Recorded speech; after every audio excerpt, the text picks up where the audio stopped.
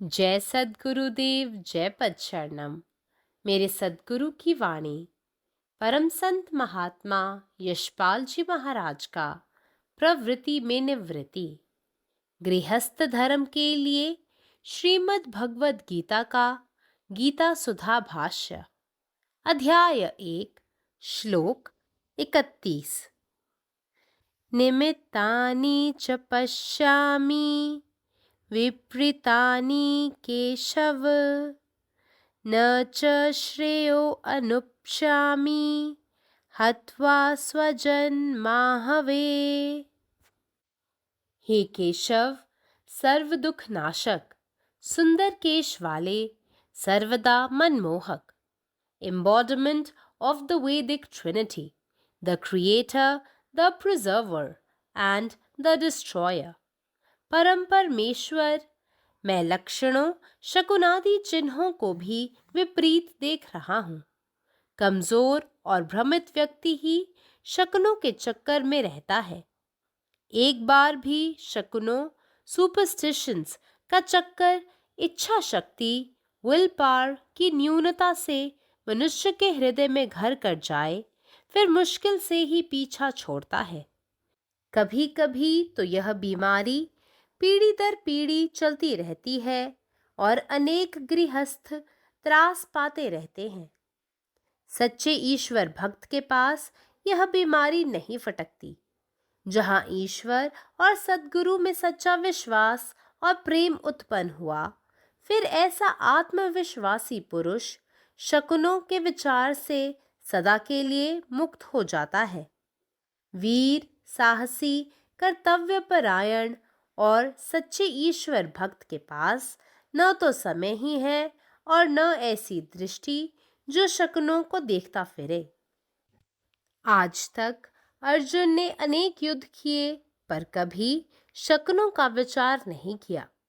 पर इस समय वह अपशकुनों से ग्रसित है, क्योंकि कर्तव्य कर्म और ऊंचे आदर्श से गिर चुका है, इसलिए इस अवस्था को प्राप्त है। अर्जुन फिर कहता है, हे केशव, युद्ध में अपने सगे संबंधियों के मारने से किसी प्रकार का भी हित होने वाला नहीं है, क्योंकि प्रथम तो आत्मीय स्वजनों के मारने से चित्त में पश्चाताप जनित क्षोभ होगा, दूसरे उनके अभाव में जीवन दुखमय हो जाएगा, और तीसरे उनके मारने से महापाप होगा। अतएव न इस लोक में हित होगा और न परलोक में ही। इसलिए मेरे विचार से यह युद्ध करना किसी प्रकार भी उचित नहीं है। ओम। जय गुरुदेव, जय पदशरण। हे केशव, सर्व दुखांचा नाश करणारा, सुंदर केस असलेला, नेहमीच मोहक वैदिक त्रिमूर्तीचे समूर्त स्वरूप, निर्माणकर्ता, रक्षक आणि विनाशक, द प्रिझर्वर, मेंटेनर अँड डिस्ट्रॉयर, सर्वोच्च देव, मी अगदी विरुद्ध चिन्हे आणि शकुन देखील पाहत आहे.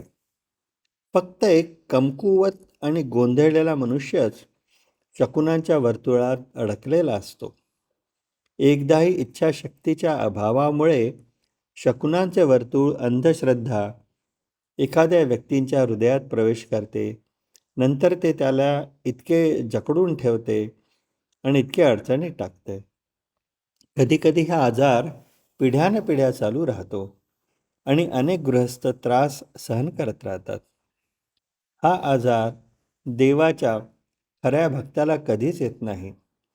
जेव्हा देव आणि ईश्वर आणि सद्गुरूंवर खरी श्रद्धा आणि प्रेम निर्माण होते, तेव्हा असा आत्मविश्वास व्यक्ती शकुन आणि अपशकुनांच्या विचारांपासून कायमचा मुक्त होतो.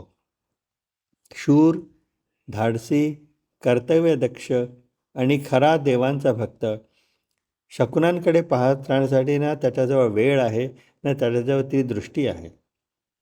आजपर्यंत अर्जुनाने अनेक युद्ध केलेले आहेत, पण शकुन आणि अपशकुनांचा विचार कधीच केला नाही. पण सध्या तो अशुभ लक्षणांनी ग्रस्त आहे, कारण तो त्याच्या कर्तव्यापासून आणि उच्च आदर्शापासून खाली पडलेला आहे आणि म्हणूनच तो या स्थितीत पोहोचलेला आहे. अर्जुन पुन्हा म्हणतो की हे केशव, युद्धात आपल्याच नातेवाईकांना मारून कोणताही फायदा होणार नाही. कारण पहिले म्हणजे जवळच्या नातेवाईकांना मारल्याने माझ्या मनाला पश्चाताप होईल. दुसरे, त्यांच्या अनुपस्थितीत जीवन हे फार दुःखद होईल. आणि तिसरे, त्यांना मारणे हे एक मोठे महापाप असेल. त्यामुळे या जगात किंवा परलोकात त्याचा कुठलाही फायदा होणार नाही. म्हणूनच माझ्या मते हे युद्ध करणे कोणत्याही प्रकारे योग्य नाही. ജയ് ഗുരുദേവ്, ജയ് പദശരണം. സദ്ഗുരുവിൻ്റെ സന്ദേശം. അർജുനൻ പറയുന്നു, ഹേ കേശവ, എല്ലാ ദുഃഖങ്ങളെയും നശിപ്പിക്കുന്നവനെ, സുന്ദരമായ മുടിയുള്ളവനെ, 3 വേദങ്ങളുടെയും മൂർത്തിഭാവമായ സൃഷ്ടികർത്താവും സംരക്ഷകനും സംഹാരകനുമായ പരമേശ്വര, വിപരീതമായ അടയാളങ്ങളും ശകുനങ്ങളും പോലും ഞാൻ കാണുന്നു.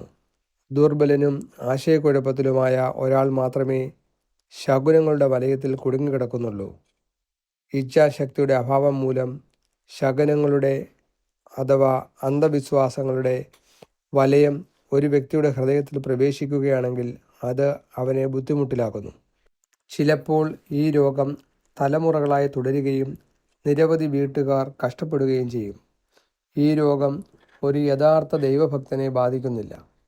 ദൈവത്തോടും സദ്ഗുരുവിനോടുമുള്ള യഥാർത്ഥ വിശ്വാസവും സ്നേഹവും ജനിക്കുമ്പോൾ അത്തരമൊരു ആത്മവിശ്വാസമുള്ള വ്യക്തി ശകുനങ്ങളുടെ ചിന്തയിൽ നിന്ന് എന്നേക്കുമായി മുക്തനാകും.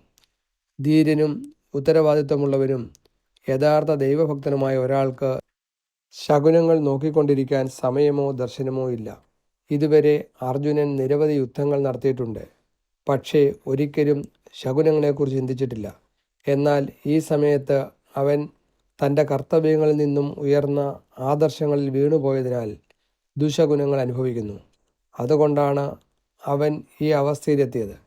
അർജുനൻ വീണ്ടും പറയുന്നു, ഹേ കേശവ, നമ്മുടെ സ്വന്തം ബന്ധുക്കളെ യുദ്ധത്തിൽ കൊല്ലുന്നത് കൊണ്ട് ഒരു ഗുണവും ഉണ്ടാകില്ല. കാരണം ഒന്നാമതായി അടുത്ത ബന്ധുക്കളെ കൊല്ലുന്നത് മനസ്സിൽ പശ്ചാത്താപത്തിന് കാരണമാകും. രണ്ടാമതായി അവരുടെ അഭാവത്തിൽ ജീവിതം ദുരിതപൂർണമാകും. മൂന്നാമതായി അവരെ കൊല്ലുന്നത് ഒരു വലിയ പാപമായിരിക്കും.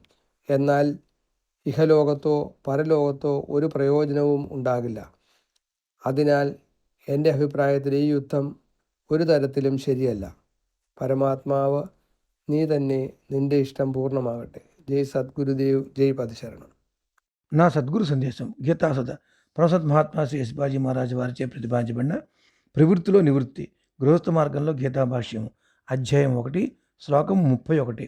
హే కేశవ, సర్వదుఃఖ నాశక, సుందరమైన కేశములు కలిగి సర్వదా మనసును మోహింపజేయువాడా, embodiment of the Vedic trinity, the creator, the preserver and the destroyer, పరమేశ్వర, నేను విపరీత లక్షణములు గల శకునములను చూస్తున్నాను. బలహీనులు, భ్రమాత్మక వ్యక్తులు మాత్రమే శకునాల వలయంలో పడతారు. మనోశక్తి లోపంతో ఒక్కసారైనా కానీ మూఢనమ్మకాల జాలం మానవ హృదయంలో చోటు చేసుకుంటే పిమ్మట అతి కష్టం మీదే వదిలిపెడుతుంది. అప్పుడప్పుడు ఈ బలహీనత తరతరాలుగా వస్తూ ఉంటుంది. తద్వారా ఎందరో గృహస్థులు కష్టాలు అనుభవిస్తూ ఉంటారు. నిజమైన భగవద్భక్తుల వద్దకు ఈ రోగం చేరలేదు. ఎవరి యందు పరమాత్మ మరియు సద్గురుని యందు విశ్వాసమో ప్రేమ ఉత్పన్నమై ఉంటుందో, ఇక అటువంటి ఆత్మవిశ్వాసి అయిన పురుషుడు శకునముల ఆలోచన నుండి శాశ్వతంగా ముక్తుడవుతాడు. వీరులు, సాహసులు, కర్తవ్య పరాయణులు, నిజమైన ఈశ్వర భక్తుల వద్ద శకునములను చూస్తూ ఉండే దృష్టి ఉండదు, సమయము ఉండదు. ఇప్పటి వరకు అర్జునుడు అనేక యుద్ధములు చేశాడు, కానీ ఎన్నడూ శకునముల గురించి ఆలోచించలేదు. కానీ ఇప్పుడు అపశకునాల్లో చిక్కుకుపోయాడు. ఎందుకంటే వియుక్త కర్మల నుండి మరియు ఉన్నతమైన ఆదర్శాల నుండి జారిపడిపోతున్నాడు. అందుచేతనే అతనికి ఈ అవస్థ కలిగింది. అర్జునుడు మరలా ఇలా అంటున్నాడు, ఓ కేశవ, యుద్ధంలో నా బంధుజనులందరినీ చంపుడిచే ఏ విధంగానూ మేలు జరగదు. ఎందుచేతనంటే ప్రప్రథమంగా ఆత్మీయులైన స్వజనులను చంపుడిచే చిత్తములో పశ్చాత్తాపజనితమైన క్షోభ కలుగుతుంది. రెండవది వారు లేని లోటుచే జీవనం దుఃఖమయమవుతుంది.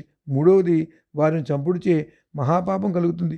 అందుచేత ఈ లోకంలో మేలు జరగదు, పరలోకంలో కూడా మంచి జరగదు. అందుచేత నా ఆలోచన ప్రకారము ఈ యుద్ధము చేయటం ఎంత మాత్రము సరైనది కాదు. పరమాత్మ మీరే ఉన్నారు, మీ ఇష్టమే నెరవేరాలి. జై సద్గురుదేవ్, జై పద శరణం. हे केशव, दुख विनाशक, सुंदर केशधारी परम परमेश्वर, हमरा तऽ देखाई पड़ैत अछि जे चारू दिस असगुनक चिन्ह प्रकट भऽ रहल अछि। मोन कर्तव्यक मार्गसँ विचलित भऽ गेल अछि। सगुन असगुन के ई भ्रमजाल वएह व्यक्ति के जकड़ैत अछि जे आत्मबलसँ दुर्बल होइत अछि। जखन हृदय में इच्छा शक्ति कमजोर होइत अछि तखन सगुनक मायाजाल ओहि मनुष्य के पकड़ि लैत अछि। एक बेरी चक्र पकड़ि लेत तऽ फेर पुस्तक पुस्त पकड़नेहे रहैत अछि आ गृहस्थ जीवन त्रस्त भऽ जाइत अछि। मुदा जकरा असल ईश्वर भक्ति आ सतगुरु पर पूर्ण प्रेम होइछ तकरा लग ई असगुनक रोग नहि बास करैत अछि। से वीर, साहसी आ आत्मविश्वासी पुरुष जे धर्म में स्थित होइत अछि से कहिया सगुन असगुन के गप सोचैया। ओकरा लग तऽ ने ई समय होइछ ने एहन दृष्टिए होइत अछि। आइ धरि अर्जुन के रणभूमिक असगुनक चिंता नहि भेल, मुदा एखन ओ असगुनसँ ग्रस्त अछि। हे केशव, ओ फेर कहैत अछि, हमरा तऽ ई बुझाइए जे एहि युद्धसँ किछो कल्याण नहि भऽ सकैत अछि। पहिने तऽ स्वजन के मारि कऽ चित्त पश्चातापेसँ जरत। दोसर, ओ स्वजन रहत नहि तऽ जीवन अपने अश्रुपूरित हैत। आ तेसर, एहन युद्धक फल महापाप हैत। ना एहि लोक में कोनो मंगल हेतै ने परलोक में कोनो पुण्य। तैं हमर बुझबा में, हे माधव, एहन युद्ध करब कतबो उचित नहीं छै। अखिल भारतीय संतमत सत्संग, पंजीकृत दिल्ली, मुख्यालय B20 CC colony, Rana Pratap Bagh के सामने, दिल्ली। सत्संग आश्रम संत यशरूप तपोभूमि परिसर, अनंगपुर, जिला फरीदाबाद, हरियाणा।